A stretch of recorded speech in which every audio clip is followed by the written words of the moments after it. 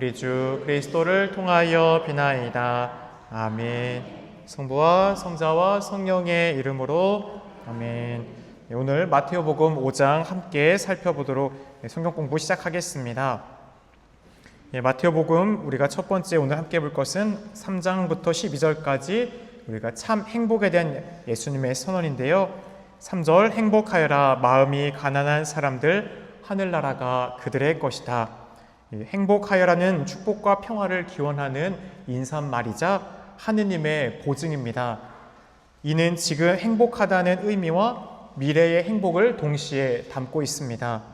마음이 가난하다라는 것을 원문을 보면 영이 가난한 사람들이라는 뜻인데요. 실제로 가난하더라도 영적으로 풍요로운 상태가 영이 가난한 사람들이라 할 수 있겠죠. 유대인들은 이 부와 자녀들은 하느님이 주시는 축복이라고 생각했습니다. 그런데 예수님께서는 이 생각을 뒤집으신 것이죠. 비록 영적으로 가난한 사람들은 가진 것은 적지만 삶의 모든 것을 하느님께 의지하고 세상 재물에 집착하지 않으며 자신의 상황을 인내로이 받아들이는 사람들입니다. 예수님은 성실한 노동과 정당한 생활을 부정하지 않으셨습니다. 문제는 이 부의 추구가 삶의 모든 것이 되어버리는 것, 그게 가장 문제라는 것이죠. 하느님을 잊게 될 만큼 이 부의 추구함을 갖게 될 때 우리는 삶이 거꾸로 돌아갑니다. 하느님을 위해 살면서 부를 추구해야지 부를 추구하는 가운데 하느님을 섬길 수는 없다라는 겁니다. 하느님께 의지하는 이들이 하늘나라를 차지할 것이기에 분명 주님의 약속에 성실하시고 그 약속은 반드시 성취를 이루기에 지금 행복할 수 있는 겁니다. 진정한 행복은 세속적 재물보다 하느님과의 관계에서 온다라는 것이 바로 이 마음의 가난함입니다. 하루에 한 번이라도 우리는 주님, 저의 모든 것을 주님 손에 맡겨드립니다 라는 이런 가난한 마음의 기도를 자주 올려드릴 수 있으면 좋을 것이라 생각됩니다. 4절 행복하여라 슬퍼하는 사람들 그들은 위로를 받을 것이다. 슬픔이라는 것, 이것은 인간이 겪는 이 지상을 살아가면서 겪게 되는 모든 종류의 고통을 다 담고 있습니다. 고통 중에도 믿음으로 하느님을 찾는 이들은 그분의 위로를 받게 될 것입니다. 이 희망 때문에 지금 행복할 수 있습니다. 하느님은 슬픔의 고통 자체, 우리들을 살아가면서 삶에 겪게 되는 그 슬픔을 아예 없애주시겠다라고 한 게 아닙니다. 그것이 아니라 슬픔 속에서도 우리와 함께 하겠다라고, 우리를 위로해 주시겠다라고 약속하셨죠.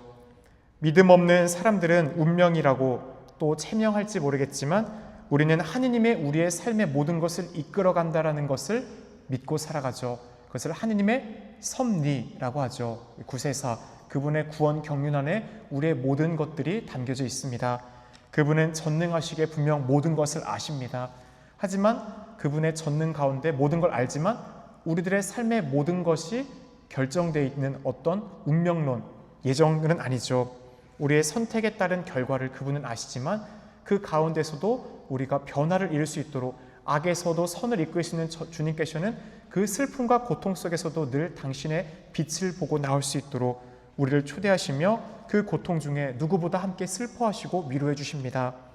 우리가 아파할 때 함께 아파해 주는 사람이 옆에 있을 때 어때요? 큰 힘이 되죠. 그렇습니다. 이 동행의 신앙이 우리에게 위로가 됩니다.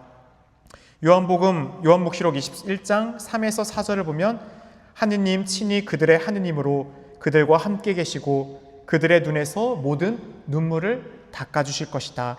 다시는 죽음이 없고 다시는 슬픔도 울부짖음도 괴로움도 없을 것이다 라고 말씀하셨습니다. 슬플 때 아플 때 함께 울어주는 예수님을 여러분들은 신뢰하십니까? 내가 아플 때 주님 어디 계시냐고 물을 수도 있지만 정말 그 고통 한가운데 그분이 나와 함께 있다라는 것, 그것을 믿을 수 있는 사람은 어떤 사람인 거예요? 행복한 사람이다라는 겁니다. 하느님께 고통을 없애달라고 청하는 것이 아니라 우리는 함께 하시고 있는 그 주님의 현존과 신뢰를 믿을 수 있는 힘을 달라고 청해야겠죠. 고통이 사라지는 것이 아니라 고통이 사라지는 것이 믿음의 열매가 아니라 고통 속에서도 하느님을 신뢰하고 하느님과 함께 걷는 것이 바로 믿음의 열매입니다. 오늘 힘든 일이 있을 때 한번 생각해 보십시오. 그때 내가 어떻게 하고 있나? 주님 옆에 있음을 믿고 힘을 청하고 의지하는지, 그렇게 주님, 저의 고통과 슬픔 속에서 주님이 함께 계심을 믿습니다.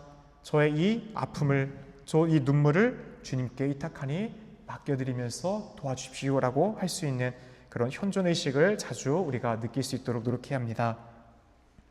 5절, 행복하여라 온유한 사람들, 그들은 땅을 차지할 것이다. 온유한 사람은 마음이 부드럽고 겸손하며 하느님의 뜻에 따라 살고 다른 사람을 억누르거나 폭력을 쓰지 않는 사람들입니다. 따라서 겉으로 볼 때는 굉장히 연약해 보입니다. 폭력 없이도 어려움을 이겨내는 강한 사람들이죠. 십자가에서 원수를 용서하시는 그 예수님의 모습이 온유함의 본보기입니다. 그 온유한 사람들은 땅을 차지하죠. 하느님 나라를 의미합니다. 하느님의 나라를 받을 것이기에 온유한 사람들은 지금 행복할 수 있습니다. 우리는 어떻습니까? 다른 사람을 이기려 들지 않습니까? 어떤 부분에 있어서 부족함을 느끼거나 할 때 내 뜻을 관철시키려고 하거나 억누르려고 하진 않습니까? 예수님처럼 십자가 위에서도 용서할 수 있는 깊은 온유함이 나에게 있는지를, 온유함은 약함이 아닙니다. 온유함은 내 뜻보다 하느님의 뜻을 선택하는 강한 사람이 지닌 덕임을 또한 기억하면 좋겠습니다. 6절, 행복하여라 의로움에 줄이고 목마른 사람들, 그들은 흡족해질 것이다. 여기서 의로움은 하느님의 뜻을 행하는 것이죠. 의로움에 줄이고 목마른 사람들은 하느님의 뜻을 따르기를 갈망하는 사람들이라고 할 수 있습니다.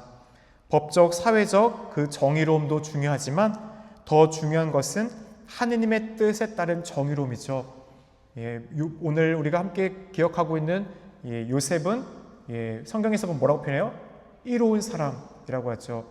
외적인 율법의 준수가 의로움이었으면 요셉 성인을 분명히 돌을 들어 성모님께 던졌겠죠. 하지만 그 의로움이라는 것은 율법보다 더 위에 있는 하느님의 뜻을 따르는 것이에요. 하느님의 뜻은 사람을 죽이는 게 아니죠. 어떻게 하는 거예요? 살리는 거죠. 우리들의 삶에서 내 행동과 지향이 늘 그 사랑의 방식을 추구하고 있는지, 사람을 죽이는 것이 아니라 살리는 길을 선택하는지, 그것을 늘 우리는 잊지 말아야 됩니다. 하느님의 의로움을 갈망하고 실행하려는 사람은 하느님의 나라에서 흡족해질 것이기에 그 믿음과 희망 안에서 우리는 지금 행복할 수 있는 겁니다. 최근에 우리 지난해 성지 갔었을 때 그 정 베드로 신부님께서 그런 말씀하셨던 게 기억이 나요. 여기서부터 행복하여라, 그 옆에 진보팔단 말씀 가운데 있는 거 말씀하시면서 여기서부터 슬퍼하고 힘들고 하는 사람들은 하늘나라 문이 열린 게 아니라 그들은 닫혀있는 삶을 사는 것이다 라고 하시면서, 이곳에서 행복할 때 천상에서 행복할 수 있는 거지, 여기서 오만 가지 힘든 걸 다 하고 있다가 갑자기 천국에서 행복해질 수 있는 것은 아니다라는 것이에요. 우리가 이 땅에서부터 하나님을 믿고 그분의 말씀이 이루어질 것을 믿고 살아가는 행복을 누리는 가운데 이미 왔지만 아직 완성되지 않은 하나님의 나라는 그곳에서 완성으로 우리가 마주하게 되는 겁니다. 그렇게 우리가 이 땅에서부터 하나님 나라의 그 행복을 실제로 살아가기 위한 것은 100% 완성은 아니겠지만 소소한 부분 안에서 우리가 실천하는 그 발휘에서 우리는 행복을 맛볼 수 있는 사람들임을 믿고 살아가야겠죠. 지금 우리는 무엇을 갈망하고 있습니까? 세상의 인정과 성공, 분명 우리의 가장 강한 열망의 자리에 있겠죠. 하지만 그럼에도 우리는 요셉처럼 하느님의 뜻을 우선하려고 노력하는 사람들이 되어야 됩니다.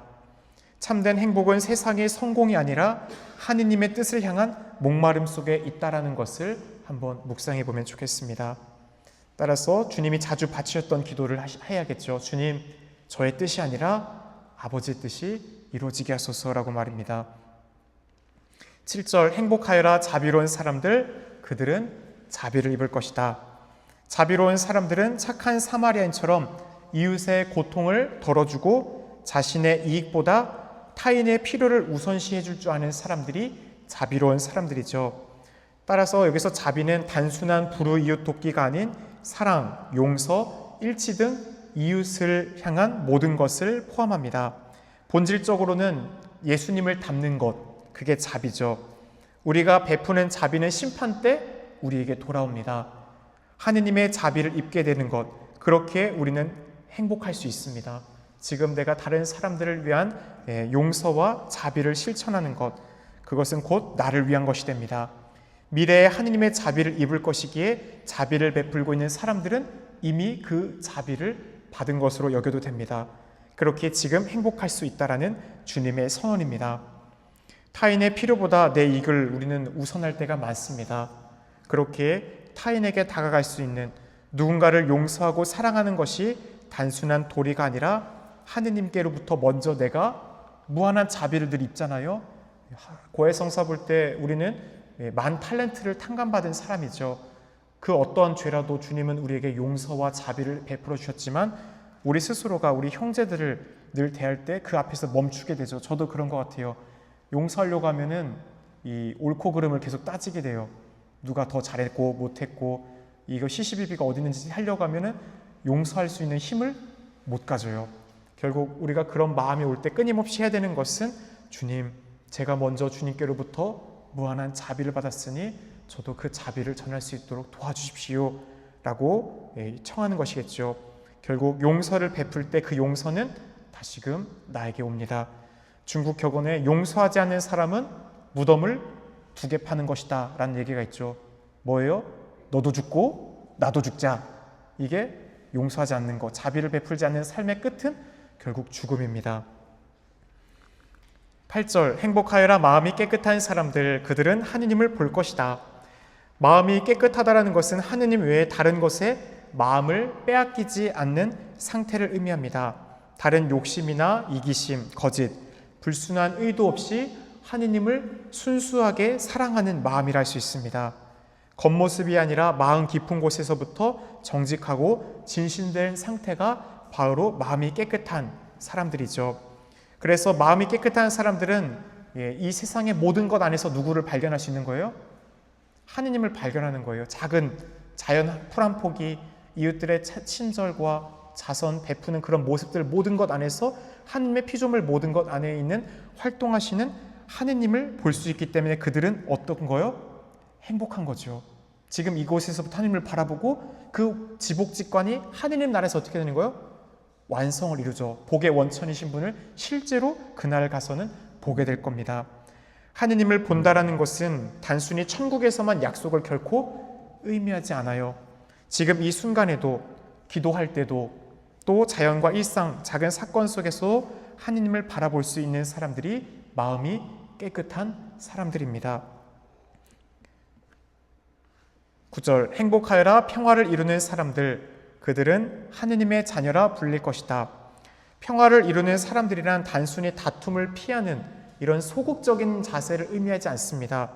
우리가 어떤 조직 안에서 갈등과 분열이 있을 때 그 가운데서 그 갈등과 분열을 어떻게 해주는 사람들이 평화를 이루는 사람이요? 중재하는 거죠. 조절할 수 있도록 참된 일치와 사랑을 만들어 가려고 내가 조금 더 참아주고 엮어주는 과정, 그 과정이 평화로울 수 없습니다. 겉으로 조용히만 지내는 것은 평화가 아닙니다. 우리가 총뿌리 겨누고 막 온갖 이 전쟁터 한가운데 혼자서 담 쌓고 그 포화 가운데 혼자 조용히 있으면 그게 평화입니까? 아니죠. 외적으로 어떻게 보면 내 주위에 그런 것을 차단해서 나에게 직접적인 해는 오지 않겠지만 다른 모든 이들 속에 불편한 가운데 혼자 동떨어져 있는 것은 참된 평화라고 말할 수 없습니다. 불화를 화해로 바꾸고 상처를 치유하며 이웃과 공동체를 연결하는 적극적인 사랑의 사람들이 평화를 만들어가는, 이루는 사람들입니다. 예수님께서는 평화를 이루는 사람들을 하느님의 자녀라 부르겠다라고 약속하셨습니다. 하느님의 자녀란 하느님의 성품을 닮은 이들을 가리킵니다. 즉 사랑과 평화를 세상에 드러내는 이들이라는 겁니다. 지금 이 순간에도 평화를 이루며 애쓰는 사람은 이미 하느님과 깊은 자녀로서 친밀감을 누리고 있습니다. 하느님의 마음을 닮아가며 자신이 하느님의 자녀임을 깨닫고 진정한 정체성과 존엄 안에 살아가고 있기 때문에 내가 하느님의 자녀로서 참된 그 사랑받고 있음을 깨닫기 때문에 이들은 행복할 수 있습니다. 지금 행복할 수 있도록 또 우리들도 직장에서, 가정에서 어떤 불화가 있을 때 우리는 그것을 피하고 싶어지는 게 본성이에요. 괜히 껴들었다가 오히려 더 욕먹진 않을까. 그리고 작은 오해나 다툼을 모른 척 넘기고 피하고 싶을 그 순간들이 얼마나 많습니까? 하지만 그럴 때 우리가 진심 어린 대화, 이해와 용서의 화해의 다리를 놓는 것이 진짜 우리네 삶 안에서 평화를 만들어가는 사람들이 되는 것입니다. 그냥 방치하기 쉽겠지만 상처난 곳에 사랑을 뿌릴 수 있도록 다리를 놓아줄 수 있는 또한 우리 교우들이 될 수 있도록 여러분이 속한 구역, 반, 단체, 회사, 직장 그곳에서 우리가 다른 어떤 불협화음이 있는 곳에 그곳을 평화를 놓기 위해 내가 할 수 있는 부분들이 무엇이 있을까 깊이 한번 생각해 보시면 좋겠습니다. 10절 행복하여라 의로움 때문에 박해를 받는 사람들 하늘나라가 그들의 것이다. 의로움은 단순한 도덕적인 정의를 넘어서 하느님의 뜻을 따르는 삶 전체를 가리키고 있습니다.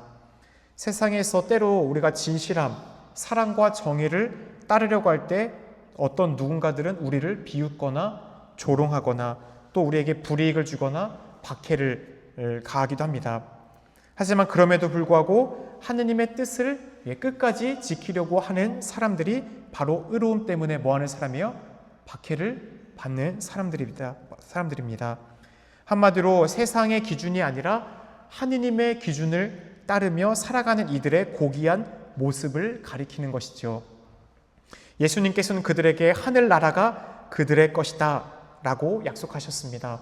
하늘나라는 죽어서만이 가는 곳이 결코 아닙니다. 이미 지금 이 땅에서 하느님과 깊이 연결되어 있는 사람들이 살아가는 곳이 어디예요? 하느님 나라예요. 따라서 그것을 살아가는 사람들은 이미 하느님과 연결하면서 행복을 맛봅니다. 지금 이 순간에도 의로움 안에 살려는 이들은 하느님과 일치되어 살아갑니다. 비록 외적인 것, 그 외적인 것은 고통이죠. 모욕을 받고 어려움을 겪게 되고 조금 더 인내해야 되고 내가 감내해야 되는 시간들은 옵니다. 오히려 소외당하는 것처럼 보일 수도 있습니다. 하지만 그 마음 깊은 곳에서 빼앗길 수 없는 자리가 있습니다. 바로 하느님이 나와 함께하고 있다는 것입니다. 그 현존 안에 그 믿음이라는 것은 다른 누군가도 빼앗아갈 수 없는 것이에요. 그 확신이 우리 안에 있을 때 바로 성령께서 주시는 하느님과의 관계 안에서 오는 세 가지 열매가 있죠. 뭐예요?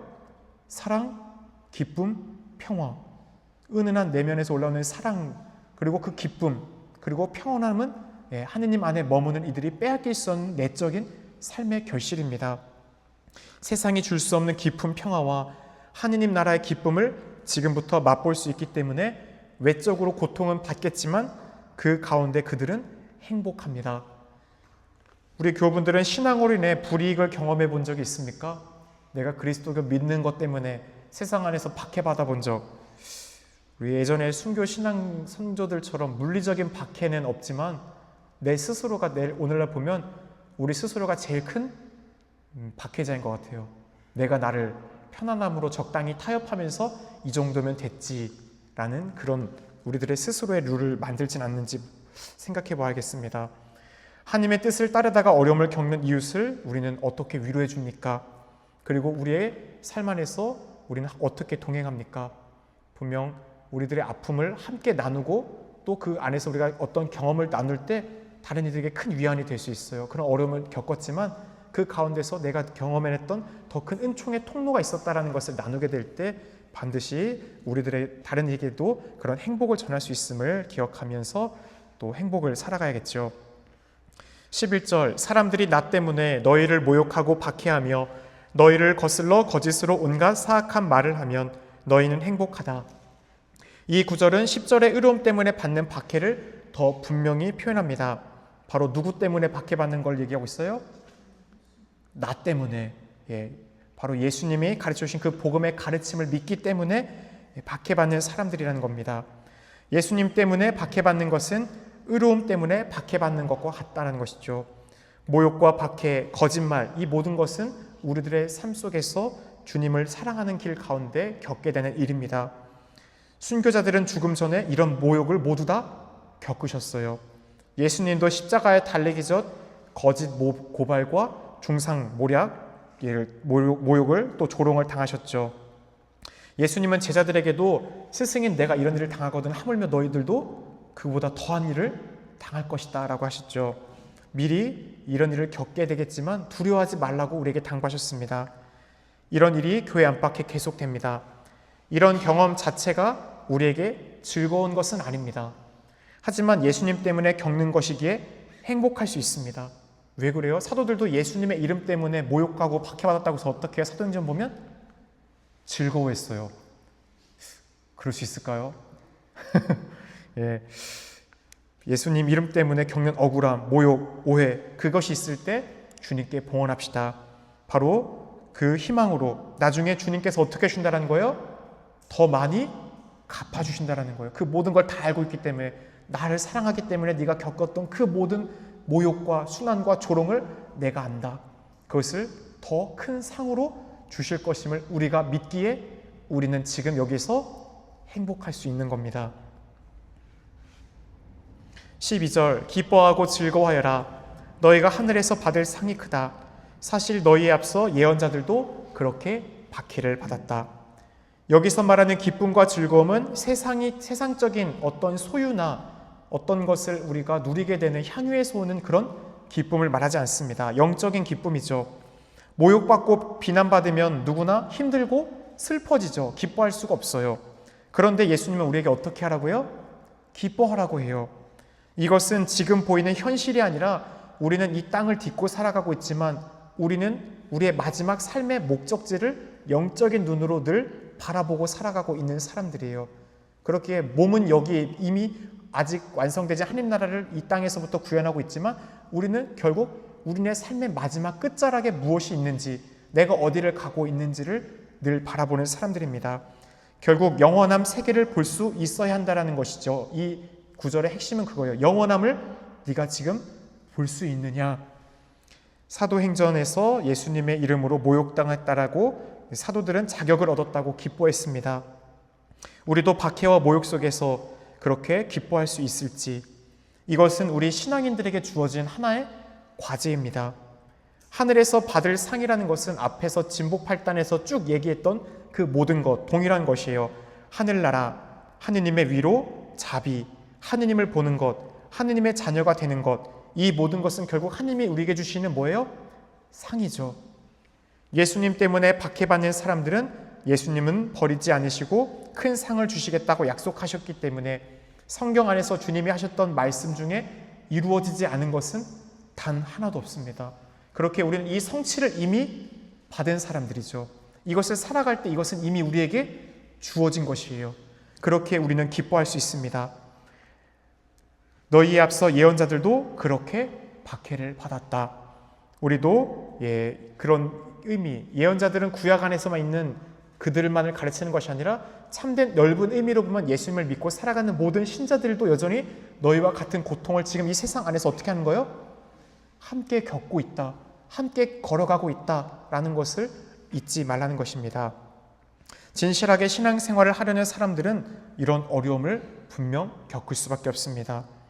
어려움, 오해, 억울함이 닥칠 때 우리는 주님, 이 고난을 기쁨으로 받아들이게 하소서. 하늘에서 받을 주님이 주실 그 상이 크다라는 것을 제가 믿습니다 라고 짧게라도 기도하며 그 어려움의 순간을 또한 이길 수 있도록 함께 노력하면 좋겠습니다. 마태복음 5장 10에서 16절은 세상의 소금과 빛이라는 부제가 있습니다. 13절 너희는 세상의 소금이다. 그러나 소금이 제 맛을 잃으면 무엇으로 다시 짜게 할 수 있겠느냐. 아무 쓸모가 없으니 밖에 버려져 사람들에게 짓밟힐 따름이다. 소금이라는 상징성 우리 모두 다 잘 알고 있죠. 어떤 역할을 해요? 부패를 막고 어떤 감칠맛을 더하고 이런 역할들. 그렇기에 우리가 정결함, 어떤 음식의 맛을 내고 자기는 소금은 그렇지만 맛을 내고 다른 부패를 막기 위해서는 어떻게 해야 돼요? 자기가 음식에 녹아 들어가야 되겠죠. 물에 녹아야 되고 다른 걸 부패를 막기 위해서는 결국 내가 어떻게 돼요? 사라져야 돼요. 희생돼야 됩니다. 소금이라는 것은 그렇습니다. 레위기나 민수기를 보면 이 소금을 정결함과 계약의 신실함의 의미로도 사용이 되었습니다. 예수님은 제자들을 세상의 소금으로 부르심으로써 세상 안에서 여러분은 어떤 존재예요? 부패를 막는 것, 그리고 세상의 모든 하느님의 나라에서 그 생명이 넘치도록 더 맛을 더해주는 사람들, 다른 사람들이 하느님 나라를 살 수 있도록 그 맛을 더해주는 조미료 역할을 하는 것이겠죠. 따라서 세상 안에서 이렇게 우리가 살라는 주님의 강조죠. 그런데 맛을 잃은 소금은 어떻게 된다고 했어요? 아무짝에도 쓸모없으니 밖에 던져져 짓밟힌다라고 했습니다. 실제적으로 소금 자체는 화학적으로 맛을 잃을 수가 없습니다. 하지만 이스라엘에서 사용된 천연소금은 불순물 증가로 인해서 맛을 잃기도 했다고 합니다. 제자가 본래의 그 사명을 잃어버리게 된다면 세상에서 역할을 다할 수 없음을 주님은 분명히 경고하셨습니다. 맛을 잃은 소금은 밟힙니다. 우리가 신앙인으로서 자신의 정체성, 내가 하느님의 자녀로서 이 세상에서 나를 녹이는 삶을 포기하게 될 때 우리는 무기력해집니다. 결국 아무런 쓸모가 없게 되는 것이죠.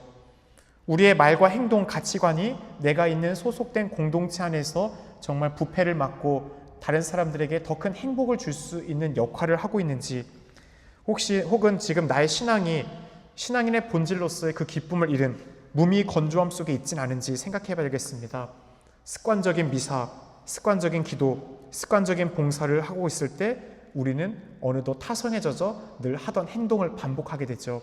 그럴 때 우리는 다시 주님의 사랑을 생각하며 내 신앙의 동기, 내가 이 모든 것을 왜 하고 있는지, 그리고 이것을 통해 다른 누군가에게 나는 무엇을 전해주고 있는지 다시 점검하고 그 새로운 결단을 세워야 할 것입니다. 14절, 너희는 세상의 빛이다. 산 위에 자리를 잡은 골은 감춰질 수 없다. 빛이라는 것, 그렇죠. 빛은 어둠을 몰아내죠. 세상 사람들에게 또한 이 빛이라는 것은 행복을 주고 태양이 있기 때문에 모든 식물들, 동식물, 모든 생명이 있는 것들이 살아가게 됩니다. 빛은 성경에서 하느님과 또한 그분의 의로움, 진리를 상징합니다. 예수님께서 말씀하셨죠. 나는 세상의 빛이다. 나를 따르는 이는 어둠 속을 걷지 않고 생명의 빛을 얻을 것이다. 주님께 나아가는 유일한 빛이 바로 예수님 안에 있습니다. 세상의 빛이라는 말씀은 제자들이 세상을 비추는 하느님의 도구임을 선언하신 것입니다. 산 위에 있는 말은 당연히 감출 수가 없죠. 멀리서도 환히 드러나듯 우리 신앙인의 삶도 어떻게 돼야 되는 거예요? 다른 사람들에게 저 사람이 예수님을 믿는 사람이라는 것이 자연스럽게 보여주는 것이 제일 첫 번째가는 복음 선포죠. 복음 선포는 우리가 자주 말씀드리지만 두 가지가 항상 병행이 되죠. 하나는 뭐예요? 말로써 예수님이 어떤 분인지 예수님에 대한 그분의 삶과 행적에 대해서 전해줘야겠죠. 복음의 성경의 말씀을 전해주는 것이 1차적이지만 또 다른 한편 그 예수님의 말씀을 어떻게 돼요? 살아가야죠. 우리가 살아갈 때 우리의 착한 행실을 보고 하늘에 계신 아버지를 사람들이 찬미할 수 있도록 하는 겁니다. 내 말과 행동이 어둠 속에 있는 이들에게 한 줄기 빛이 될 수 있도록, 위로와 희망이 되어줄 수 있도록 우리는 살아가야 됩니다. 15절, 등불은 켜서 함지 속이 아니라 등경 위에 놓는다. 그렇게 하여 집안에 있는 모든 사람을 비춘다. 등불은 감추기 위해 있는 게 아니죠. 등불을 킨 다음에 함지, 그걸로 덮어두면 빛이 나아갈 수가 없잖아요. 그렇기 때문에 우리 교우분들도 어떤 교회 안에서 내가 그리스도인으로서 내 사명과 소명을 해야 할 그런 시간들이 있습니다. 어떤 봉사를 요청받거나 단체에서 희생해야 될 때, 봉사해야 될 때, 우리가 그럴 때 계속해서 피하면 쉽죠. 하지만 그것을 계속 피하게 될 때 우리는 맛을 잃은 소금이고 우리의 빛을 계속해서 가둬두는 겁니다. 함지 속에 넣어두게 되는 것이죠. 결국 곡식을 담는 그 광줄이 함지 속에 숨겨진 등경, 그것은 결국 자신만의 만족을 위한 신앙생활이에요. 그래서 더 좋은 어떤 것들을 찾아 나섭니다. 미사를 할 때도 어떤 이제 속지적인 것이 아니라 신부님들, 이런 분들 오늘날 많이 있어서 안타까운 게, 사제들은 그 안에서 본질적으로 미사하는 것이 본질이죠. 미사라는 것은 하느님이 우리에게 주신 은총의 성사의 통로죠. 그런데 어느 순간부터 그 가운데 말씀의 자리가 무시하는 건 아니지만 그 자리에서 강론이 미사의 본질적인 것으로 착각하시는 분들이 있어요. 강론은 하나의 은총으로 나아갈 수 있는 마음에 뜨거워지는 하나의 사제가 열심히 준비되는 거지만 어떤 미사 자체가 아니라 저 신부님 강론 잘한다 하더라, 저기로 가자. 그래서 인터넷으로 막 요즘 자료들 얼마나 좋은 거 많이 있어요. 그런데도 그런 것만을 계속 만족적으로 찾아가다 보면 우리들이 어떻게 삶 안에서 더 좋은 삶의 결실보다 어떤 좋은 것들, 이렇게 우리가 공부하는 것, 나쁜 건 아니지만 계속해서 고급화되죠. 그래서 그것이 삶으로 연결이 되고 있는가, 내가 지금 듣고 있는 거, 내가 배운 거, 이것을 하나라도 내가 삶으로 살아가기 위해 어떤 구체적인 행동을 하고 있는가, 그것을 내가 성찰해보고 실천해보려고 하는 의도가 없으면 결국은 뭐예요? 그 신앙은 자기 만족이죠. 자기 머리 키우는데 시간을 쏟고 있는다라는 것입니다. 하느님의 빛을 받은 사람은 자신을 감추지 않습니다. 하느님이 우리에게 주신 사명감, 한 사람이라도 더 모든 이에게 구원의 길을 전하기 위해서 노력하는 사람들이 되겠죠. 그래서 가장 가까운 이들에게 친절과 인내, 사랑으로 우리는 다가가야 됩니다. 기도하는 모습을 가정에서 보여주시고 있습니까? 부모로서 자녀에게 기도하는 시간들 보여주십니까? 성경을 필사하고 있는 모습을 보여주고 계십니까? 이런 것들이 등불이 될 수 있어요. 또 직장과 사회 안에서 내가 정직하게 살아가는 것, 또 다른 사람들을 잘 섬겨주는 것, 이게 모두 빛을 드러내는 모습이 될 겁니다. 16절, 이와 같이 너희의 빛이 사람들 앞을 비추어 그들이 너희의 착한 행실을 보고 하늘에 계신 너희 아버지를 찬양하게 하여라. 앞서 드린 말씀이에요. 말이 아니라 뭘 해야 된다고요? 삶으로 하느님의 뜻을 드러낼 수 있어야 된다라는 겁니다. 베드로일서 2장 12절에 이런 말씀이 있습니다. 이교인들 가운데 살면서 바르게 처신하십시오. 그래야 악을 저지르는 자들이라고 여러분을 중상하는 그들도 여러분의 착한 행실을 지켜보고 하느님께서 찾아오시는 날에 그분을 찬양하게 될 것입니다. 나를 통해 와 정말 하느님이 있구나라는 것을 다른 사람들이 느낄 수 있어야겠죠. 오늘 한 가지 하느님께 영광을 돌릴 수 있는 선행이 무엇이 있을까? 누군가를 위해 봉사하거나 도와줄 때 우리는 이 선행을 주님 당신께 돌려드립니다 라는 그 지향이 있어야 돼요. 내가 드러나거나 내가 어떤 보상을 받기 위해서가 아니라 선행의 동기를 자주 점검해 봐야 됩니다.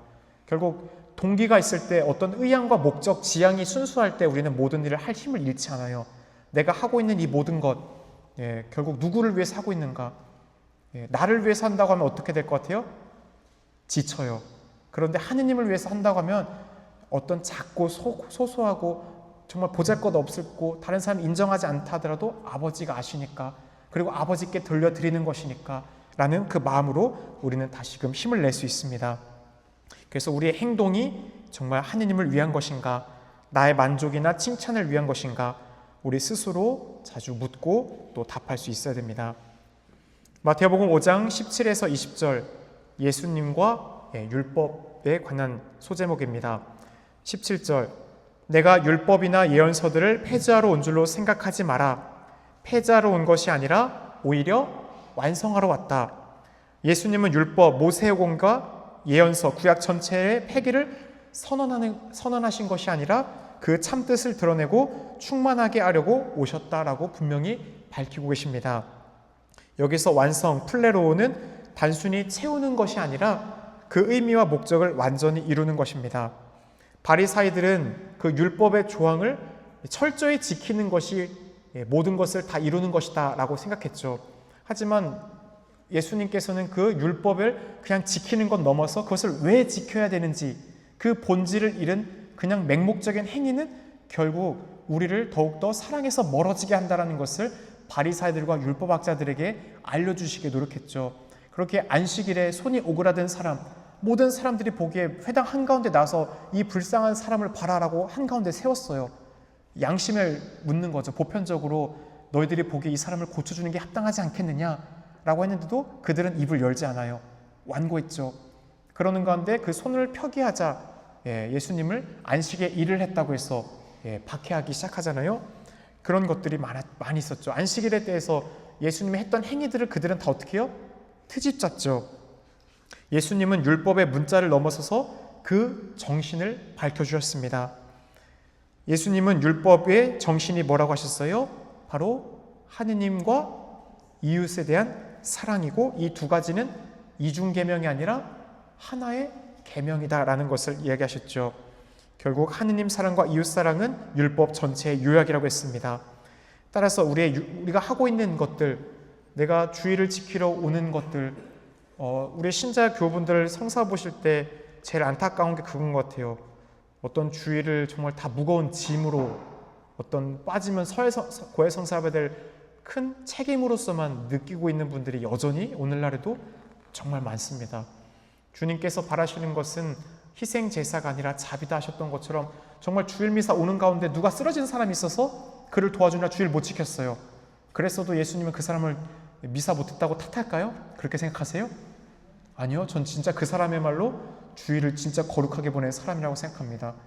주일의 거룩함은 단순히 이곳에서 미사하고 성체 모셨으니까 주일 거룩하게 지냈다, 그게 아니죠. 정말 하나님이 창조하셨던 모든 것 안에서 완성이 사랑의 정신으로 충만하게 하루를 머물러 보는 게 주일의 의미잖아요. 그렇게 이 율법 10계명 뭐뭐 하지 마라, 뭐뭐 하지 마라, 우리를 얽매이거나 구속하고 힘들게 하기 위한 것이 결코 아니죠. 그 뭐뭐 하지 마라라는 것 안에 들려있는 게 뭐예요? 최소한의 우리가 정말 하느님의 자녀답게 살아가기 위해서 해야 할 하지 말아야 될 것을 말로 표현한 것이지만 실제로는 사랑의 행위로서 모든 걸 할 때 자유로울 수 있다는 얘기예요. 그렇기 때문에 사랑할 때 거침없이 모든 걸 할 수 있습니다.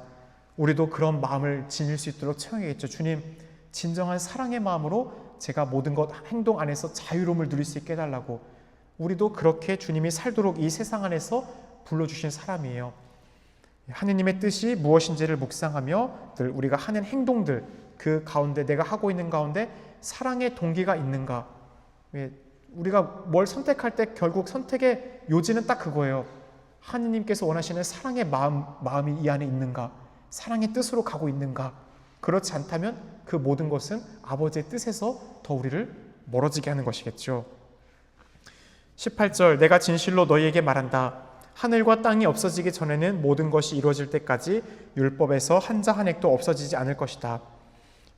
우주의 종말을 뜻하면서 하늘과 땅이 없어지기 전까지, 즉 하느님의 구원 계획이 완전히 성취되는 그날까지 히브리어 알파벳 가장 작은 글자 한 획까지도 가장 세세한 작은 부위도 중요하다. 무엇 하나 소홀히 할 것이 없다라는 겁니다. 율법 전체가 하느님의 구원 역사에서 의미를 갖고 있음을 예수님은 강조하시죠. 따라서 내 신앙의 기준이 세상의 유행이나 감정이 아니라 하느님의 변함없는 말씀임을 우리는 늘 기억해야 됩니다. 주님, 당신은 알파요 오메가이십니다. 이 세상에 처음부터 계셨고 마지막까지 계시는 분입니다. 그렇기에 주님의 그 말씀이 영원하다라는 것을, 그 말씀만이 세상 끝날 때까지 함께 남아있으니 제가 그 말씀 하나 소홀히 하지 않도록 지킬 수 있게 해달라고. 우리들이 신앙생활을 하면서 저도 그럴 때가 있어요. 어떤 것들은 잘 지켜요. 그런데 이 계명, 어떤 말씀들을 보면 그 계명은 지키기 어렵다라고 하면서 슬그머니 이렇게 밀어버려요. 이건 불가능하지, 완전 불가능 아니지만 정말 너무 힘들기 때문에 대면하고 싶어 하지 않죠. 그럴 때일수록 우리는 그 말씀이라도 정말 불가능하다고 여긴다면 우리는 말씀의 힘을 어떻게 하는 거예요? 잃어버려요. 한 취사 선택하게 되잖아요. 그렇게 하느님의 말씀의 힘을 믿고 영원함을 믿고 우리는 작은 것, 계명 하나 소홀히 해서는 안 됩니다. 19절, 그러므로 이 계명들 가운데서 가장 작은 것 하나라도 어기고 또 사람들을 그렇게 가르치는 자는 하늘나라에서 가장 작은 자라고 불릴 것이다. 그러나 스스로 지키고 또 그렇게 가르치는 이는 하늘나라에서 큰 사람이라고 불릴 것이다. 율법의 내용 중에서 사소하게 여겨질 수 있는 부분까지도 하느님 앞에서는 중요함을 주님은 다시 강조합니다. 계명을 스스로 지키지 않고 남에게 소홀히 하도록 가르치는 태도, 그 대충 해. 우리가 어찌 보면 저도 악표양으로 보였던 적이 많이 있었던 것 같아요. 어떻게 보면 참 그게 어려운 것 같아요. 하느님의 자비 앞에 그 자비를 남용할 때도 있어요. 그래서 하느님 이런 경우가 있죠. 가장 최근에 걸리는 거는 이제 금요일이었는데 어떤 회식하러 갔는데 이거는 하느님이 친구를 나누는 걸 더 좋아하니까 고기 먹어도 돼. 먹어, 괜찮아. 그럼 뭐 어떻게 하는 거예요? 우리가 이왕이면 어떻게 해야 되는 게 맞아요? 물고기 먹거나 아니면 금욕을 지킬 수 있는 방안을 최대한 찾아야겠죠. 그것처럼 우리가 작은 것이라지만 다른 사람들에게 괜찮아. 예수님 이렇게 해도 괜찮아. 오늘날 너무나 유하게 모든 것을 관대하게 하나님의 자비가 크지만 그 자비가 모든 것이 다 괜찮아라는 건 아니에요. 올바르지 않은 거에 대해서 그릇된 길을 가고 있을 때 거기에 대해서는 분명히 알려줘야죠. 그렇기에 오늘날 너무 하느님의 자비 가운데 우리들이 그런 죄의식과 죄책감은 죄의식은 양심이 우리에게 보내는 좋은 신호예요. 근데 죄책감은 우리를 계속 억누르거나 그것에 짓눌려서 하느님께 나아가지 못하게 우리를 막는 것은 대개 하느님께로 오는 기보다는 악으로부터 많이 와요. 하지만 우리가 분명히 알아야 되는 것은 우리가 하느님께로 멀어지고 있다는 것을 느낄 수 있는 그 양심에 따라서 하느님 앞에서 두려움을 가져야 되지만 동시에 너무나 하느님이 자비하시니까 다 괜찮을 거야. 뭐 성사 보면 되지 라고 하면서 그 죄를 계속해서 대수롭지 않게는 여기는 마음이 있다면 어떻게 돼요? 성사를 나중에 자판기가 돼요. 하느님 뭐 또 다음에 또 용서해 주시니까 이렇게 될 수 있는 거잖아요. 그렇게 우리고 이런 신앙의 실천과 교육에서 모범적인 삶, 다른 사람들에게 죄를 짓게 만드는 사람은 연자매를 목에 걸고 바다에 던져지는 게 낫다고 했잖아요. 그렇기에 교황 프란시스코님께서도 이런 말씀을 하신 적이 있어요. 좋은 교리보다 더 감동적인 것은 삶의 좋은 모범이다 라고 했어요. 그렇게 우리가 신앙인으로서 먼저 우리의 삶을 또 계명을 작은 것이라도 다른 사람들에게 잘 보여줘야겠죠.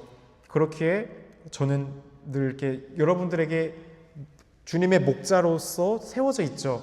주님의 또 다른 양떼 중에 하나이지만 그렇게 특별히 저희가 여러분들 앞에서 보여야 될 좋은 모습들이 있는데 그렇지 않은 부분들에 대해서 나중에 큰 하나님 앞에 더 무거운 책임이 있어요.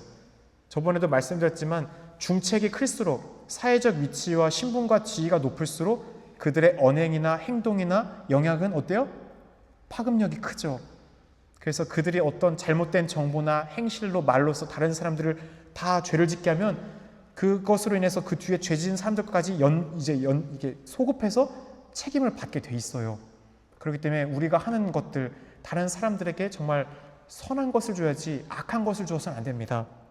오늘 하루 특별히 더 우리들이 쉽게 넘어갔던 우리의 신앙적 작은 규범들 내가 대수롭지 않게 여기면서 이거 괜찮아 하면서 지키지 않으려고 했던 것들이 정말 소홀했던 것이 무엇인지 생각하며 특별히 더 정성껏 실천해 볼 수 있도록 해보면 좋겠습니다. 20절 내가 너희에게 말한다. 너희의 의로움이 율법 학자들과 바리사이들의 의로움을 능가하지 않으면 결코 하늘나라에 들어가지 못할 것이다. 여기서의 의로움은 하느님 앞에서 바르고 올바른 상태를 의미합니다. 곧 그 계명을 내면하여 진정성 있게 실천하는 삶을 가르치죠. 당시 유다교 지도자들의 의로움은 외적 형식을 철저히 지키는 것에 머물렀지만 예수님은 내면의 진정성, 바로 삶 전체의 변화를 요구하며 외형적 위선에 머문다면 그것은 하느님 나라에 들어갈 수 없다라고 분명히 경고하십니다. 누가 알아주지 않아도 칭찬을 듣지 않아도 누가 보지 않아도 내가 해야 할 몫을 그 자리에서 충실히 하고 성실히 할 수 있는 사람들, 바로 그런 사람이 되도록 우리는 선택하는 사람들이죠. 바로 그 자리가 하느님 나라가 오기 때문입니다. 바로 그곳에서 내가 하느님의 뜻 안에서 살아갈 때 그렇게 주님 저의 신앙이 외형에 머물고 있다면 그것을 깨닫게 하시고 진실한 관계로 나아갈 수 있게 이끌어달라고 우리 함께 청해야 할 것입니다. 그래요. 마태복음 5장 21에서 26절 화해하라. 살인해서는 안 된다. 살인한 자는 재판에 넘겨진다고 옛 사람들에게 이르신 말씀을 너희는 들었다. 여기서 옛 사람들에게 이르신 말씀은 구약의 십계명에서 구체적으로 탈출기 20장 13절, 신명기 5장 17절에 근거하는 말씀입니다. 살인하지 말라는 계명을 예수님은 직접 인용하고 계신 거예요. 그래서 재판에 넘겨진다는 것은 율법에 따라 살인자는 공동체 법적, 즉 재판부에 회부되어야 한다는 의미로 당시 유다 공동체의 통상적인 판결 절차가 어떻게 되는지 이제부터 예수님 보면 너희들은 이렇게 들었다, 이러하다고 알고 있다. 하지만 나는 너에게 이렇게 말한다 라고 하면서 나는 너에게 말한다. 너희가 알고 있던 건 이거지만 이렇게 말한다 라고 하면서 모든 구약의 율법을 새롭게 뛰어넘는 율법의 해석자로서 당신의 권위로서 새로운 풀이를 해주는 방법으로 계속 설명이 됩니다. 22절 그러나 나는 너희에게 말한다. 자기 형제에게 성을 내는 자는 누구나 재판에 넘겨질 것이다. 그리고 자기 형제에게 바보라고 하는 자는 최고의에 넘겨지고 멍청이라고 하는 자는 불붙는 지옥에 넘겨질 것이다. 살인하지 말라는 것은 10계명의 제5계명이죠. 하지만 예수님은 이 외적인 살인, 우리가 칼로서 사람 꼭 찔러 죽여야지만이 그 5계명에 해당하는 것을 고백할 것이 아니라 그 5계명의 근본 안에 있는 것이 뭐예요? 살인이라는 것은 우리네 마음의 동기가 외적으로 표출된 것뿐이지 마음이 어디서부터 시작됐다는 거예요? 뿌리가 내 안에 동기에 있다는 거죠. 분노에서 시작됐다는 거예요. 따라서 마음에서 품은 분노 자체도 살인의 뿌리다라는 것이죠. 내면의 분노, 미움, 증오, 외적 폭력과 이런 것이 우리가 계속해서 항구히 그 안에 머물러 있다 보면 때가 되면 그것이 열매를 맺게 나와서 겉으로 표현되는 것이 살인이라는 것이 되는 겁니다.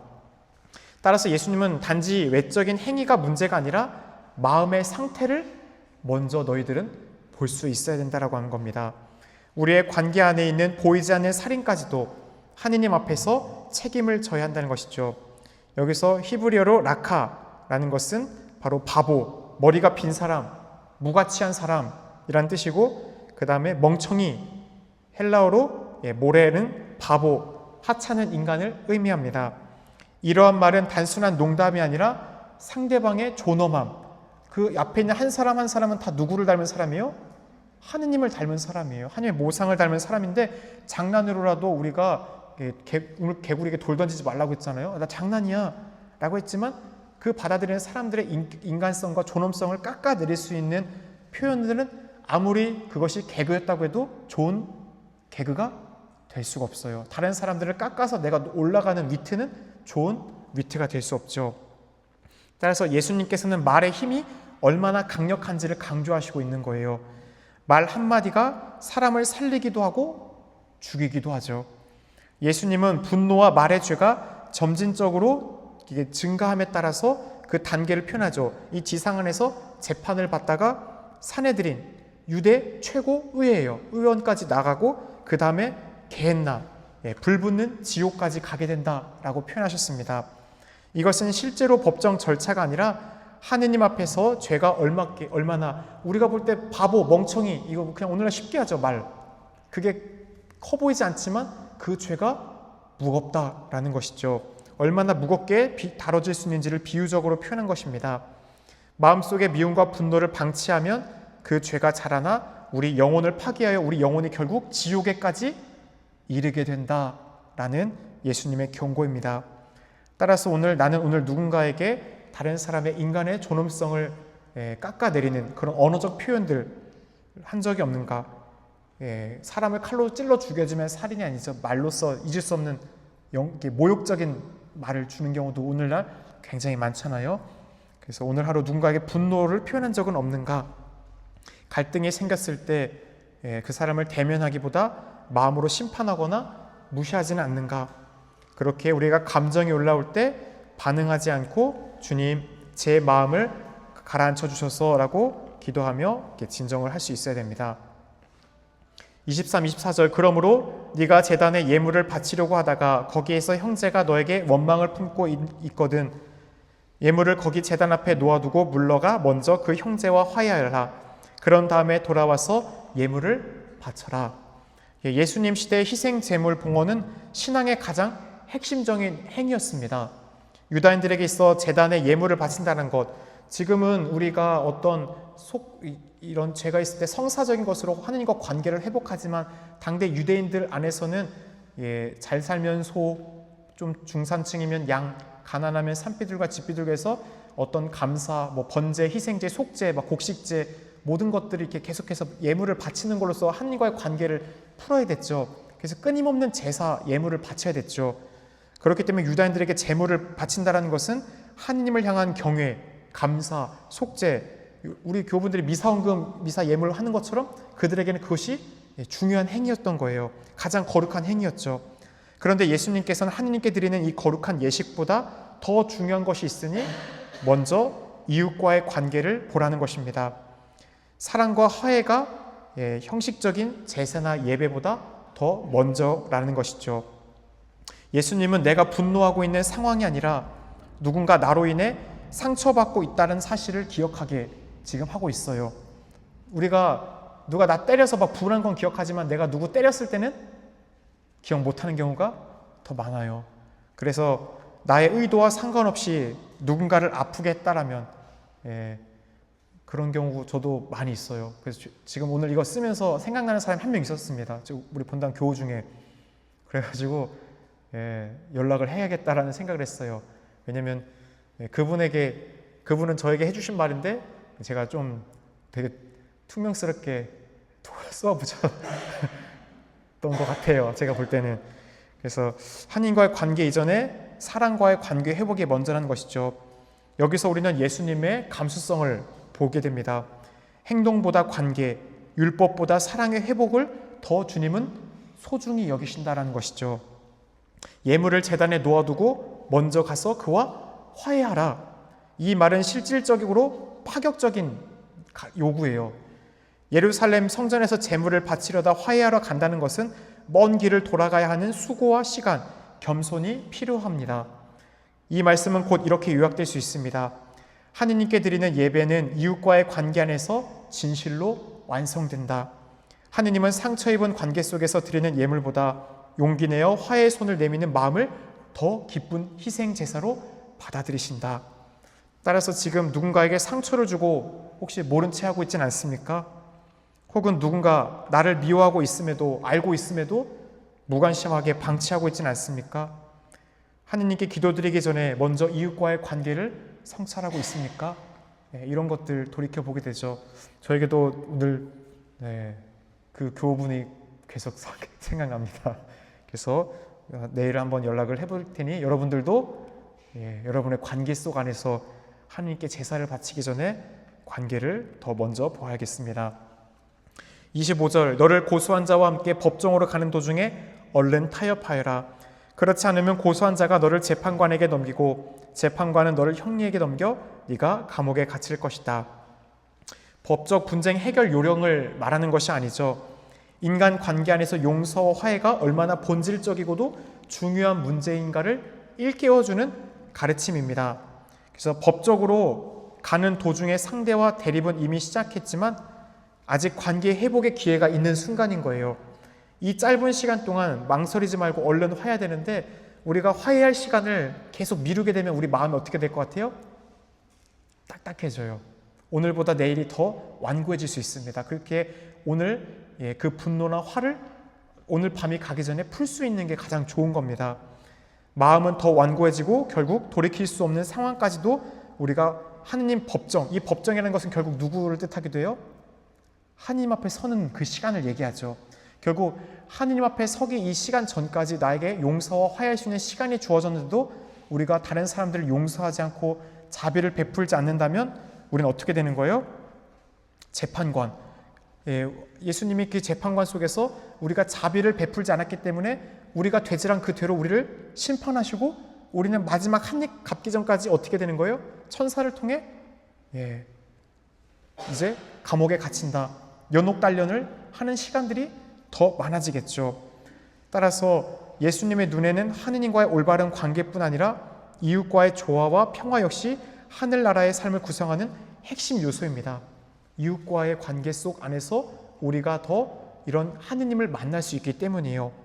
형제와의 갈등을 방치하면서 기도하고 제사를 수없이 바쳐도 그것은 주님께서 기쁘게 받아들이는 제사에서 멀어질 수가 있습니다. 외형적인 껍데기에 불과할 수 있다는 것이죠.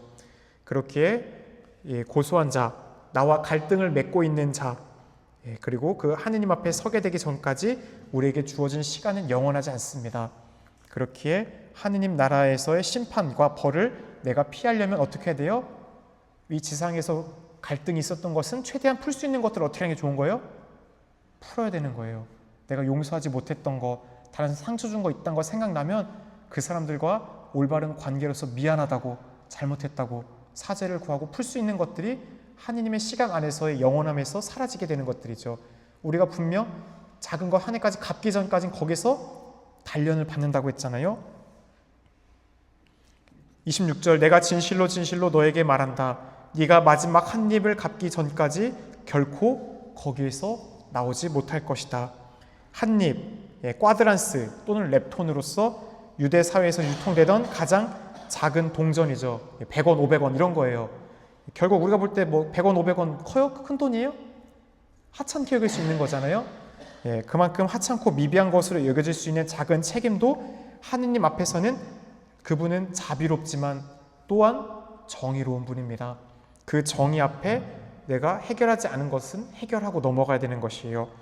곧 하느님은 작은 갈등, 별일이 아니라고 여겼던 상처, 우리의 말 한마디로 생긴 불화조차도 결코 가볍게 여기지 않으신다라는 것입니다.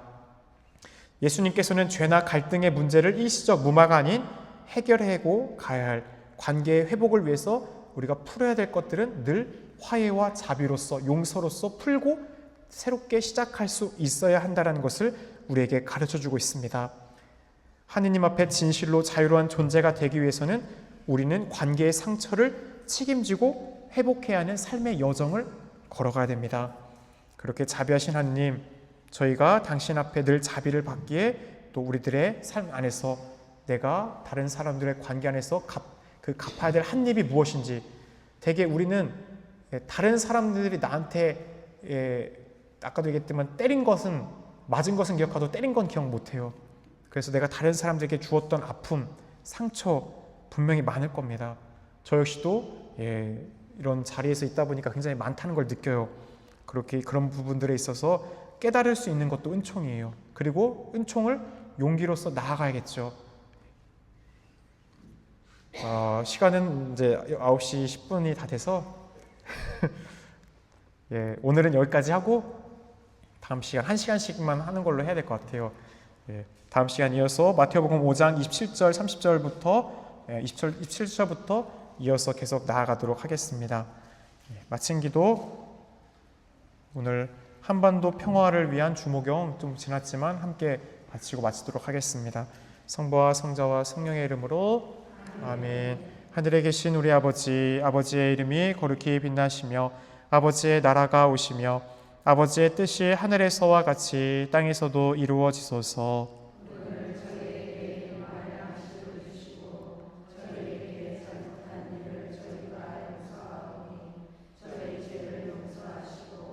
저희를 유혹에 빠지지 않게 하시고 악에서 구하소서. 아멘. 은총이 가득하신 마리아님 기뻐하소서. 주님께서 함께 계시니 여인 중에 복되시며 태중의 아들 예수님 또한 복되시나이다.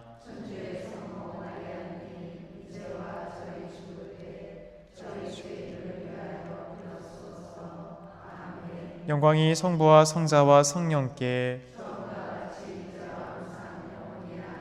평화에 모여 한반도의 평화를 위하여 빌어주소서. 평화에 모여 세계의 평화를 위하여 빌어주소서.